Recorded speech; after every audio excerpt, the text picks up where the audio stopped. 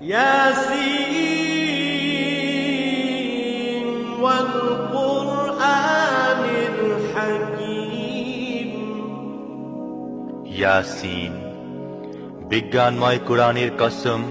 ইন্নাকা লামিনাল মুরসালিন, তুমি নিঃসন্দেহে রাসূলদের অন্তর্ভুক্ত। আলা সিরাতিম মুস্তাকিম,